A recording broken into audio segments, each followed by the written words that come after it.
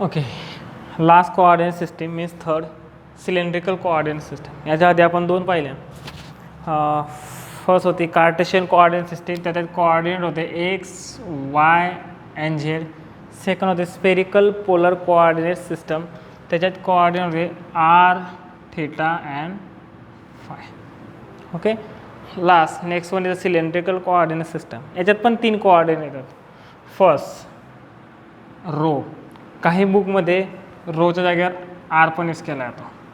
Okay, rho phi Z. Cylindrical coordinate system आहे. Look at this, एक cylinder आहे.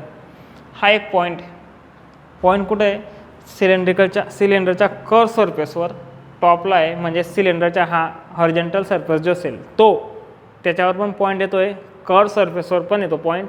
आणि एक असा प्लेन आहे बघा, ओ डॅश पी क्यू असा एक प्लेन आहे, त्या प्लेनवर पण तो सरफेस पॉईंट आहे असा ड्रॉ केलेले. आता त्या पॉईंटचे कोऑर्डिनेट काय आहे with respect to X Y Z. अगर तुम्ही कार्टेशियन कोऑर्डिनेट रेफरन्स फ्रेमचा विचार केला तर एक्स वाय झेड कोऑर्डिनेट आहेत. अँड सिलेंड्रिकल कोऑर्डिनेट सिस्टमचा विचार केला तर त्याचे कोऑर्डिनेट आहेत रो फाय अँड झेड. आता रो काय, ह्याच्यात फाय काय अँड झेड काय. तर रो आहे from figure O dash P. म्हणजे काय, perpendicular distance from point P, perpendicular distance of P from Z axis. काय rho, perpendicular distance of point P from Z आहे. बघा हा झेड ॲक्सिस आहे, तिथून एक परपेंडिक्युलर डिस्टन्स, हा जो अँगल आहे हा 90 अँगल आहे. झेड ॲक्सिस सोबत काय तो 90 अँगल आहे. म्हणजे रो काय आहे, perpendicular distance of point P from Z axis. Rho first coordinate. Second coordinate आपण घेऊ phi is the angle between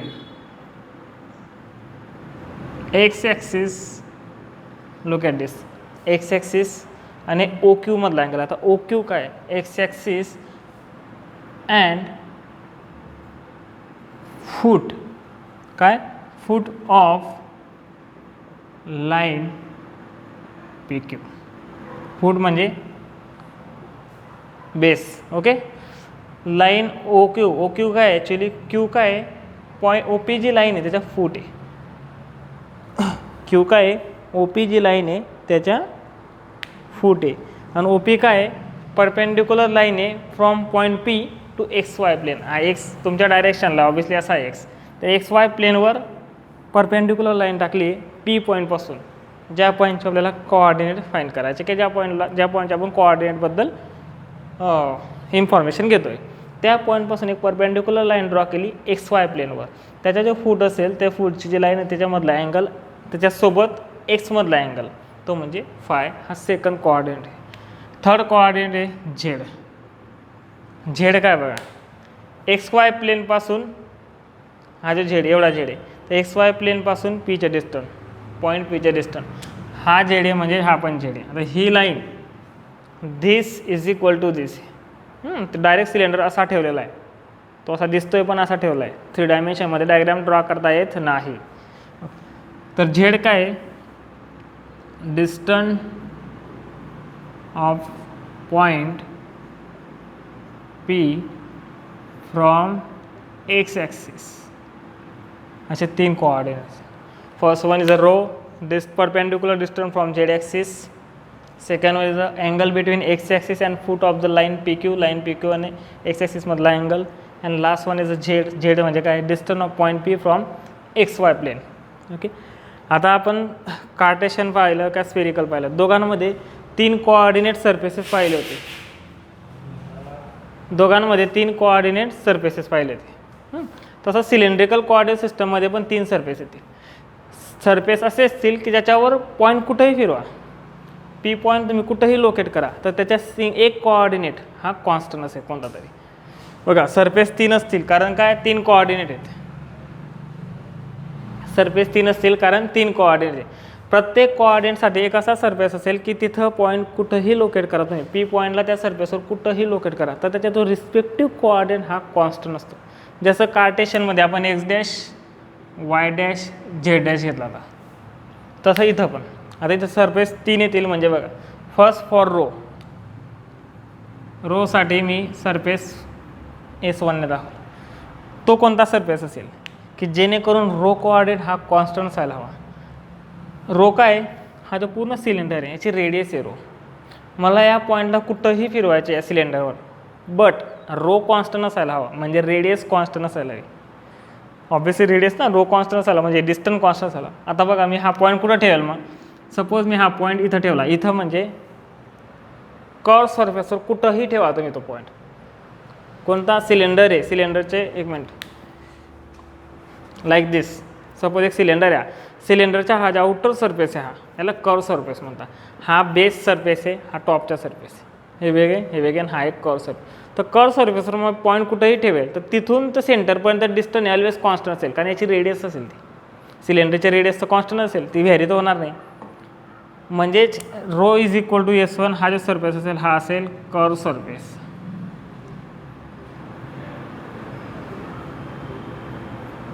of cylinder. काय तो कर्व सरफेस ऑफ सिलेंडर आहे.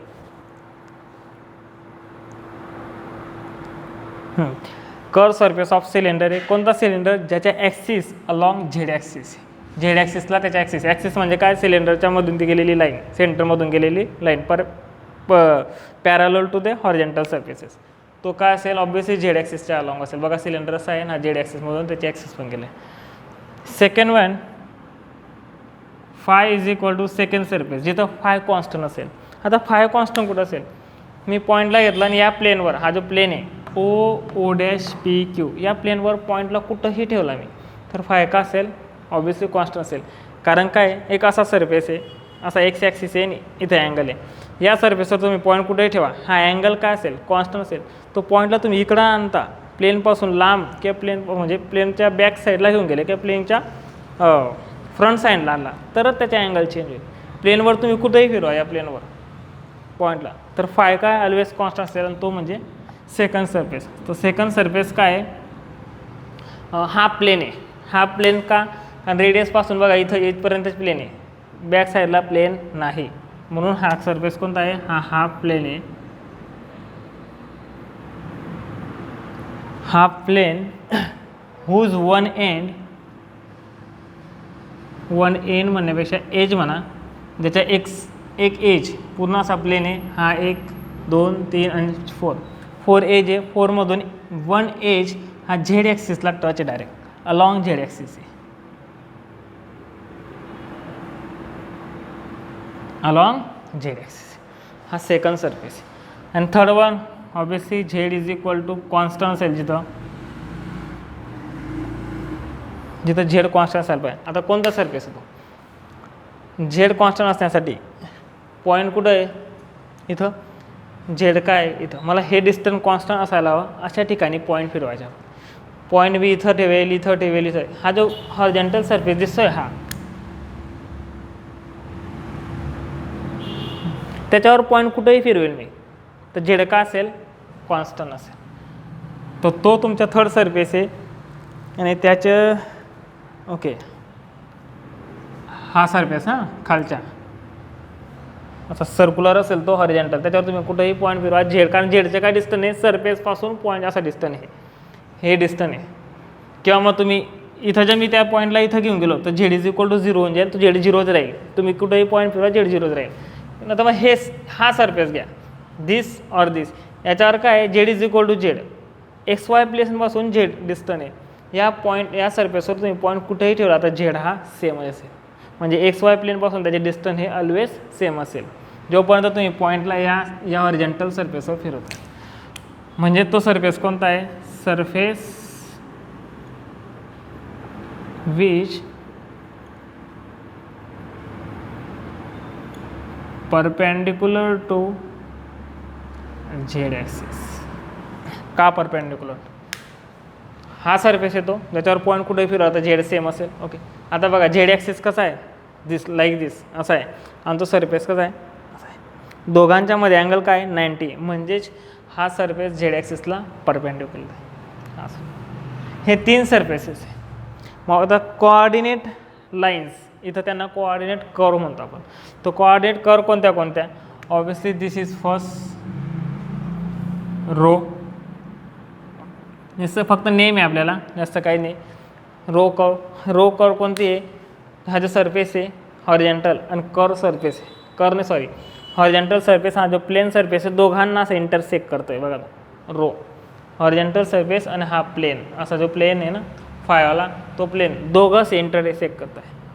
म्हणजे तो इंटरसेक्ट करताय ती जी लाईन आहे ती रो, ती तुमची फर्स्ट कर्व म्हणजे फर्स्ट कोऑर्डिनेट लाईन. आपण एक्स वाय प्लेनमध्ये त्याला कोऑर्डिनेट लाईन असं म्हटलं आहे, इथं कर्व म्हटलं गेलेलं आहे. त्याच्यात ही कर्व कसं काय क्रिएट होते, बाय इंटरसेक्शन ऑफ सरफेस झेडसाठी जो सरफेस आहे तो 3 अँड फायसाठी सरफेस जो होता तो S2 आणि S3 दोन सरफेसेसचं इंटरसेक्शन जिथं होतं तिथं जी लाईन तयार होते तिला म्हणतात रो कर्व, ती तुमची फर्स्ट कोऑर्डिनेट लाईन असेल.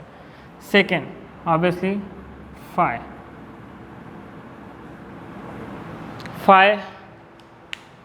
मीन्स हा पूर्ण असा ही लाईन किंवा असं म्हणू शकता की ही लाईन. आता तिथं कोण कोण इंटरसेक्ट होतं आहे, जे राहिलेले दोन आहेत ते फायसाठी S2 आहे म्हणजे S1 अँड S3. S1 कोणता,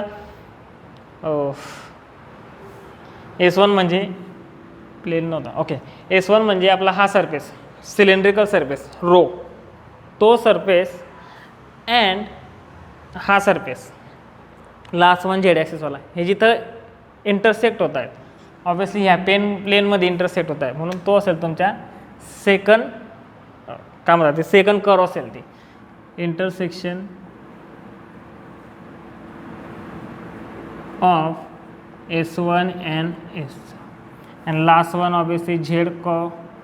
फक्त डेफिनेशन आहे आपल्याला आले 2 मार्क्ससाठी डेफिनेशन येते.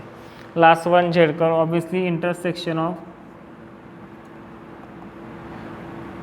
S2 and S1 and S2 अशा 3 कर्व्स तयार होतील. फक्त डेफिनेशन दे.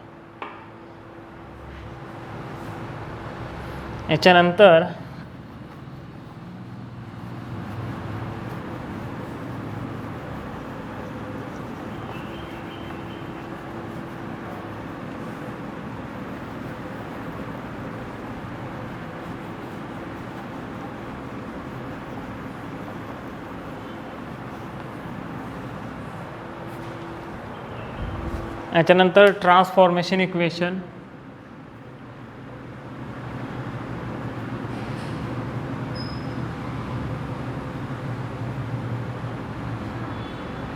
त्याच्यात फर्स्ट आहे Cartesian coordinate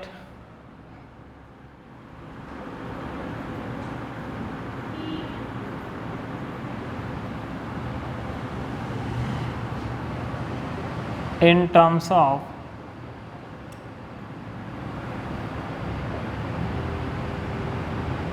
cylindrical coordinate.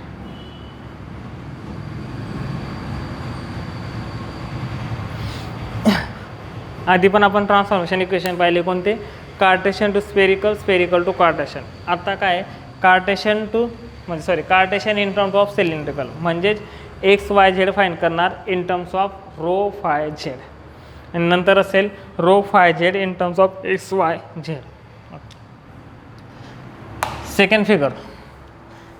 Second फिगरमध्ये पाहिलं तर पॉईंट पी हॅज हा एक पॉईंट आहे तोच सेम पॉईंट फक्त इथं मी सिलेंडर ड्रॉ नाही केला आहे.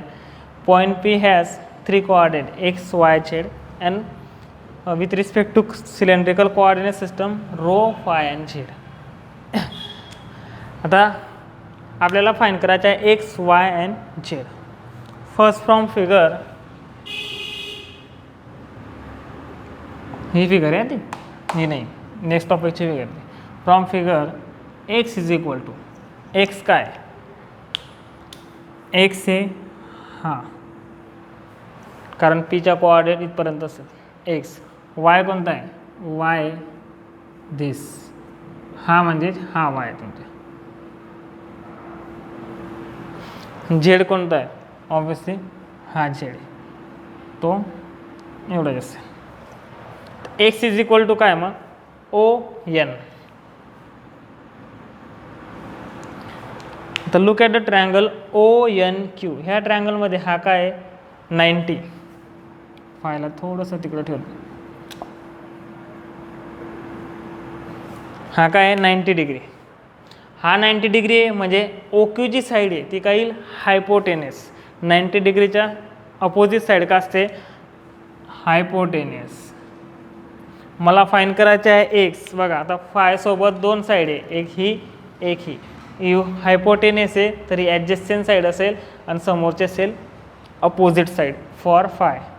ओके, सो मला एक्स फाईन करायचा म्हणजे मला ॲडजस्टंट साईडशी डील करायचे. सो मी यूज करेल formula cos phi is equal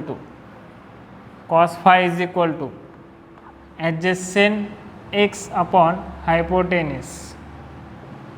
x upon hypotenuse काय आहे, ओ क्यू. ओके, तर एक्स लिहिताना डायरेक्टली लिहितोय मी तर ओ क्यू कॉस थिटा. काय आलं, ओ क्यू कॉस थिटा. लागलेच डॅश डॅश करून नोट्समध्ये लिहिलेलं नाही. Cos phi is equal to X upon O Q, ते मी पुट केलं. ओ क्यू म्हणजे काय, this is equal to this O dash P. O Q म्हणजेच O dash P, sorry O dash P cos phi theta लिहिला गेला तो, cos phi. O dash P म्हणजे काय, rho cos phi is equal to X. बघा आता X in terms of phi, sorry rho and फायमध्ये rho आणि phi काय सिलेंड्रिकल कोऑर्डिनेट. एक्स तिचं वाय झेड काय दिसणार नाही.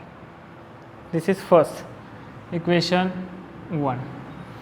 Similarly Y is equal to, तर वाय जे पाहिलं तुम्ही तर वाय काय घेतला आहे मी, ओ एम. हा जो एन क्यू आहे म्हणजेच ओ एम येतो, एन क्यू घेतला. ओके, परत ह्या ट्रायंगलवर काय होतं 90च्या अपोजिट साईड जी होती ती हायपोटेनस, हा ॲडजस्टंट, देन हा अपोजिट.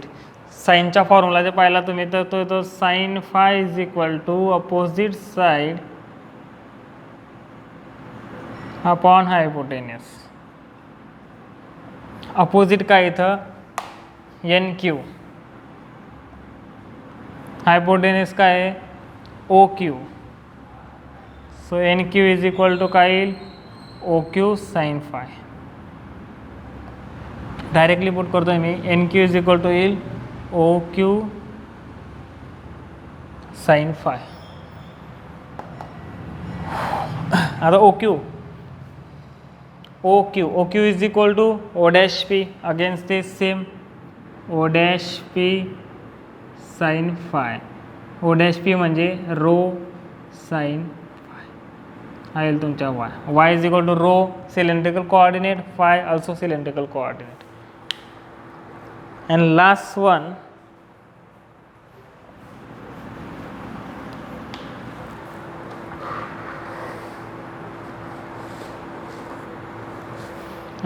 येतो Z is equal to Z. Z is a Cartesian coordinate आणि सिलेंड्रिकलमध्ये पण आपण झेडच घेतो third coordinate. So Z is equal to Z. 1 2 3. आता सेकंड ट्रान्सफॉर्मेशन इक्वेशन तो येईल cylindrical in terms of Cartesian.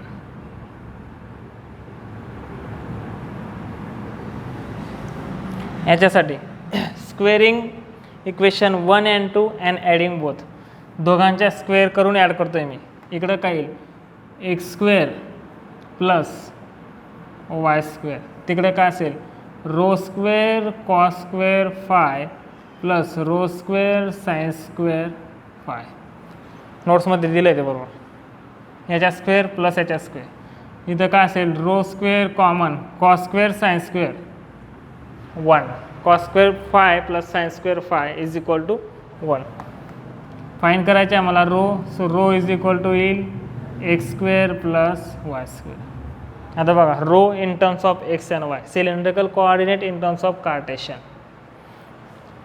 Second याला सेकंड बघितलं, डिवाइड इक्वेशन 2 बाय 1. 2ला 1ने डिवाइड केला काय तो y by X is equal to rho sine phi upon rho cos phi. Rho cancel, हा झाला तुमच्या tan phi. So phi is equal to tan inverse y by X. काय केलं मी टॅनला फक्त या साईडला, phi is equal to tan inverse y by x.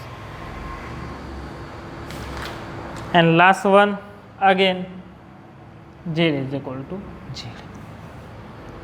म्हणजे रो इज इक्वल टू काय आला under root X square plus Y square. Phi is equal to tan inverse Y by X and Z is equal to Z. या तिघांच्या range आहे, रोची range आहे is always greater than or equal to 0.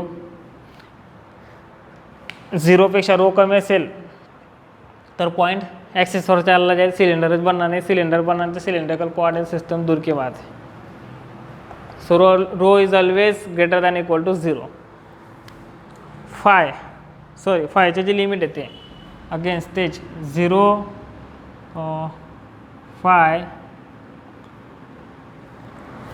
2 पाय spherical मध्ये झालं आहे. Five किती मूव्ह होतं, ही प्लेन मूव्ह होऊन किती होईल तर एक रोटेशन करेल. फाय एक रोटेशन कंप्लीट कर म्हणजे तो 2 पायापर्यंत जास्तीत जास्त जाऊ शकतो. कमी कमी होत या एक्स ॲक्सिसला जाऊन मीट होऊन जाईल तो 0 होईल.